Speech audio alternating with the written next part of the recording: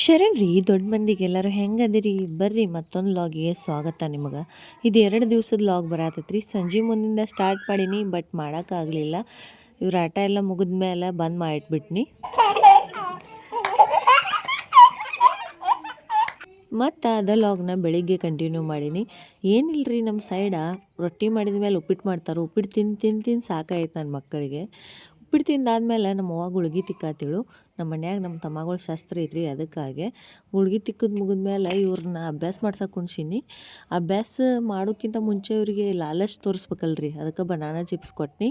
ಅಭ್ಯಾಸ ಮುಗಿದ್ಮೇಲೆ ice cream ತಿನ್ನತ್ತಿದ್ದು ರೀ. ಅಷ್ಟೊತ್ತಿಗೆ ಸಂಜೆ ಆಯ್ತು. ನಮ್ಮ ಅಪ್ಪ ಬಂದು ಬಿಸ್ಕಿಟ್ ತಿನ್ನತ್ತಿದ್ದ. ನಮ್ಮವ್ವ ಅಂತಾಳು, ಅಗ್ದಿ ಸಣ್ಣ ಹುಡುಗ ಬಿಸ್ಕಿಟ್ ತಿನ್ನತ್ತತ್ ನೋಡಂತ. ಅಂದ್ರೆ ಸಣ್ಣ ಹುಡುಗರು ಅಟ್ಟ ತಿನ್ಬೇಕು ರೀ ಅಕ್ಕಿ ಲೆಕ್ಕದಾಗ. ಆಮೇಲೆ ಸ್ವಲ್ಪ ಉಂಡೆ ಕಟ್ಟಿರಾತಂತ ಹೇಳಿ ಉಂಡೆ ಕಾಳು ಮತ್ತು ಆಣ ತಯಾರು ಮಾಡಿಕೊಂಡು, ಇಷ್ಟ ಆದ್ರೆ ಲೈಕ್ ಮಾಡಿರಿ. ಜೈ ಶ್ರೀರಾಮ್.